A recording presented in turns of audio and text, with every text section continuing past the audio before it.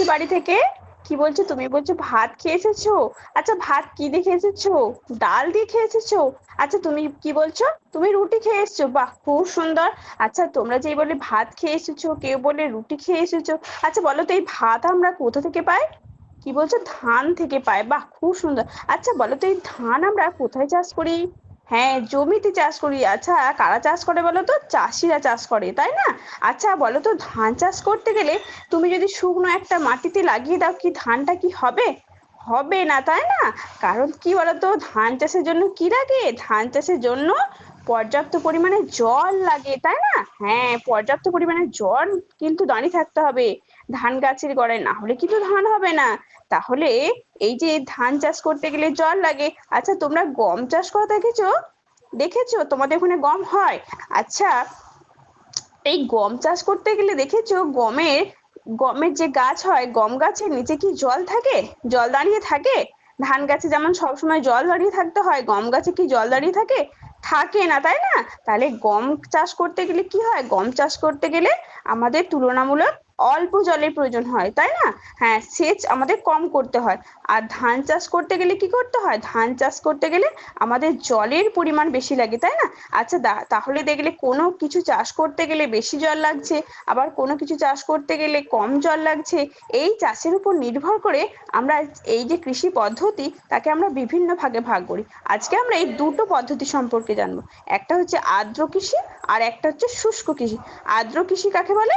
যে কৃষিতে বৃষ্টিপাতের বেশি হয়, যে কৃষিতে বৃষ্টিপাত বেশি হয় এবং সেচের মাধ্যমে কি হয়? সেচের মাধ্যমে জল জমিটা সবসময় ভেজা থাকতে হবে, সেটাকেই বলা হয় আর্দ্র কৃষি। বুঝতে পারলে? এই আর্দ্র কৃষিতে কি কি চাষ হয় বলো তো বেশি? হ্যাঁ, ধান, পাট চাষ করতে গেলেও তো আমাদের জমিতে জল থাকতে হবে, না হলে কি হবে? হবে না, তাই না? হ্যাঁ, এই যে আর্দ্র কৃষি, এটা কোথায় চাষ হয় জানো তো? পশ্চিমবঙ্গে। কারণ কি? পশ্চিমবঙ্গে অনেক বৃষ্টিপাত হয়। আর পশ্চিমবঙ্গ, আসাম, কেরালা, এগুলোতে কি হয়? বেশি বৃষ্টিপাত হয়, তাই সেখানে কি হয়? আর্দ্র কৃষির পরিমাণটা বেশি। আর এই যে শুষ্ক কৃষি, যেখানে বৃষ্টিপাত বেশি হয় না, যেমন ধরো রাজস্থান কি বেশি বৃষ্টিপাত হয়? হয় না। রাজস্থান, গুজরাট, ওখানে বেশি বৃষ্টিপাত হয় না, তাই সেখানকার মানুষকেও তো খেতে হবে, তাই না? হ্যাঁ, তাই তারাও কিন্তু চাষবাস করে। তাই তারা যে সমস্ত ফসল চাষ করে, সে হচ্ছে গম, চাষ করতে কম জল প্রয়োজন হয়। তাহলে যে কৃষি পদ্ধতি বৃষ্টিপাত করা হয়, সেটাকে বলা হয়, সেটাকে বলা হয় শুষ্ক কৃষি। তাহলে আর্দ্র কৃষি বলে বৃষ্টিপাত লাগে, বেশি আর্দ্রতা।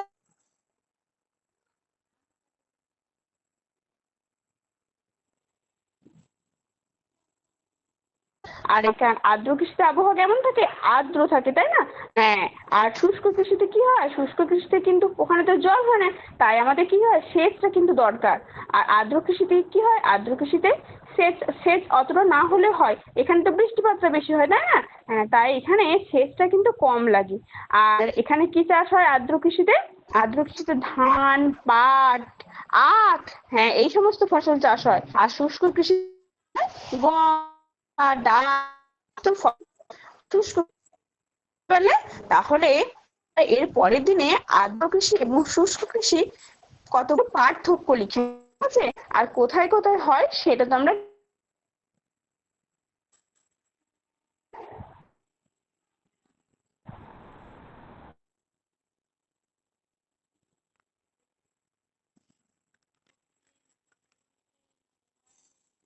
নেটওয়ার্কে নেটওয়ার্কের সমস্যা হয়ে গেছে মনে হচ্ছে। মৌসুমী দিদি তো শোনাই যাচ্ছে না।